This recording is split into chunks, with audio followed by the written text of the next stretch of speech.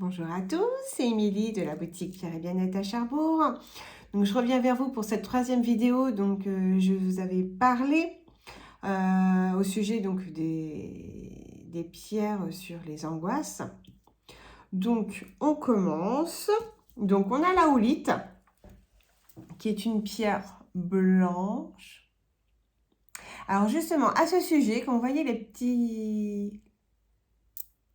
Vous voyez, il y a des petites zones en grise. Et souvent, ça me fait penser à ça. Bon, ça n'a rien à voir, mais je vous le dis tant que j'y pense. Souvent, il y a des fausses turquoises. Et justement, c'est des pierres. Donc, des turquoises que vous allez vraiment trouver pas chères, c'est pas normal. C'est pas la vraie turquoise. Alors, effectivement, on peut les porter parce que c'est joli. OK. Mais ne vous faites pas avoir, si vous voulez vraiment avoir la vertu de la turquoise, que ça a été de la houlite qui a été teintée en bleu. Voilà, juste la petite aparté, faire attention. Donc, moi, je le dis toujours. Des fois, moi, j'en ai des petites bagues.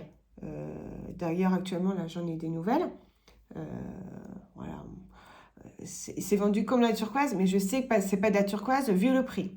Donc, c'est houlite teintée quand c'est bleu.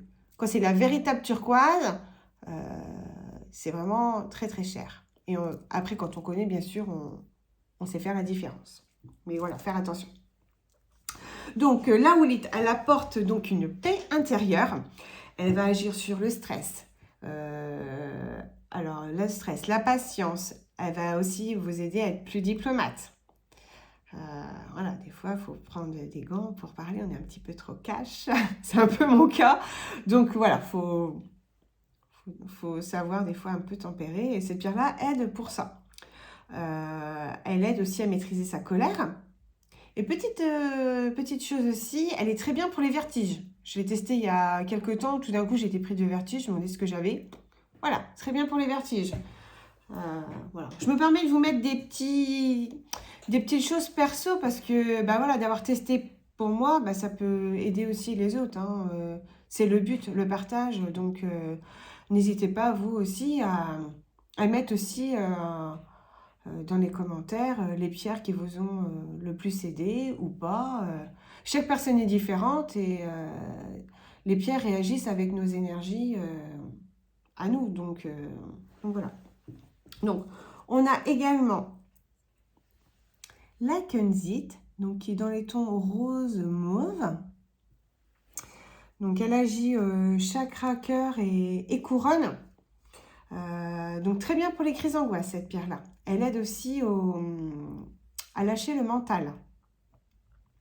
Elle aide aussi à prendre du recul et du coup se sentir plus en sérénité.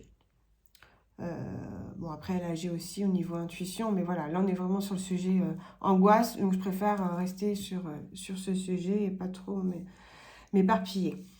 On a le lapis lazuli, alors qui est bleu, donc la pierre avec des petites incrustations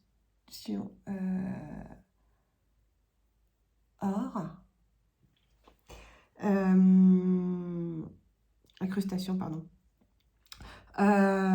Donc cette pierre-là, la saphir de Cléopâtre, donc Égypte.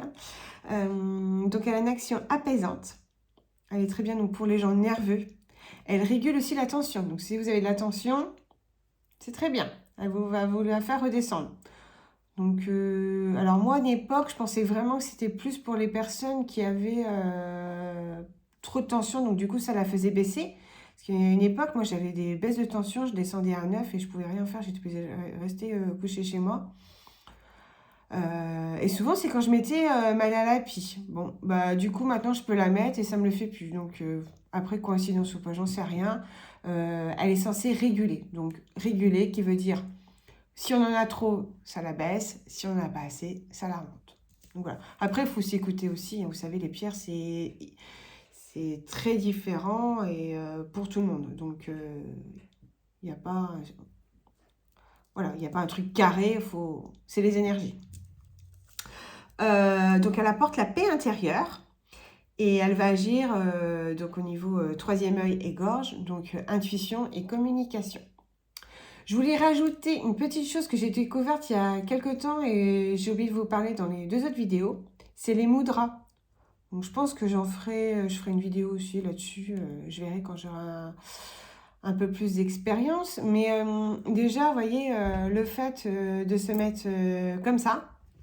Donc voilà, vous mettez, vous recentrez, vous mettez comme ça.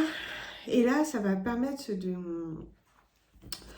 déjà de vous recentrer. Ça va avoir une action donc apaisante, décontractante et rééquilibrante. Et il faut le faire au minimum 30-40 secondes pour que ça fasse vraiment effet. Mais franchement, faites-le, faites l'expérience. Vous verrez, ça aide bien. Donc voilà, bah écoutez, je vous dis à très vite pour une prochaine vidéo. Je ne sais pas encore le sujet, on verra ce que les guides me transmettent pour cette prochaine vidéo. Je vous dis à très vite.